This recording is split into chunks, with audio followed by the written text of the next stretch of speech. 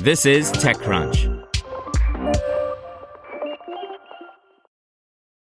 As a U.S. ban looms, TikTok launches integration with Lemon8.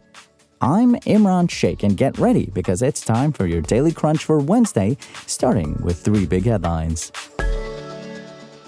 Variety reports that Lena Dunham is working with Apple and production studio A24 to adapt Michael Lewis's book Going Infinite, The Rise and Fall of a New Tycoon, which chronicles the life of Sam Bankman-Fried and the implosion of his company, FTX. She is set to write the script, the outlet said. FTX, which was one of the largest cryptocurrency exchanges in the world, stunningly collapsed in 2022 in a saga that enthralled the tech world and resulted in the criminal indictment of Bankman-Fried for money laundering and fraud. It was almost guaranteed he would get the Hollywood treatment, same as others like Elizabeth Holmes before him. Variety also reported that Amazon and another unnamed streamer are working on a limited series about Bankman-Fried and FTX too.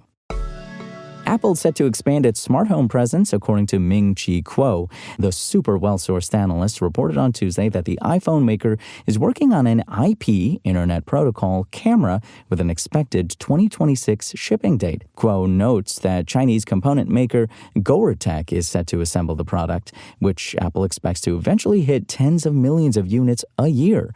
The company would be a latecomer to an already sizable market that includes products from Google and Amazon. Goertek is also expected to manufacture upcoming AirPod models, according to the rumor. The headphones are said to have an even broader focus on health features, following Apple's expansion into hearing aid capabilities on the AirPods Pro 2. Users will be able to directly access Lemon8, ByteDance's newer social media app, with their TikTok account, the company announced on Tuesday. ByteDance says the integration will make photo sharing more feasible and give creators the ability to cross-share photo content between the apps. Lemon8 will remain a separate app, but the two platforms will share a unified user login, which means that creators can use one account to log in to both. Lemon8 launched in Japan in 2020 and later expanded to markets across the U.S. and Southeast Asia. The app's similar to Instagram and Pinterest, as it lets users share slideshows, photo collections, and browse content through following and For You feeds. Lemon8 offers users access to creative tools, filters, effects, stickers, text templates, and more. The announcement doesn't come as a surprise, as TechCrunch reported back in August 2023 that TikTok appeared to be working on an integration with Lemon8. The feature arrives as TikTok is facing a ban in the United States. ByteDance is pushing Lemon8 as a sister app to TikTok, possibly as a way to move creators onto the new platform without having to get them to sign up for it separately. However, it's possible ByteDance's other apps, including Lemon8, could get tangled up into the TikTok ban, especially since lawmakers' main concern with TikTok is its Chinese ownership. Of course, the recent election of Donald Trump could alter TikTok's fate, although Trump was the one to initiate calls to ban the app during his first term. The president-elect took a different approach during his 2024 campaign. He's now concerned that a TikTok ban would benefit Meta and had told voters to vote for him if they didn't want the app to be banned.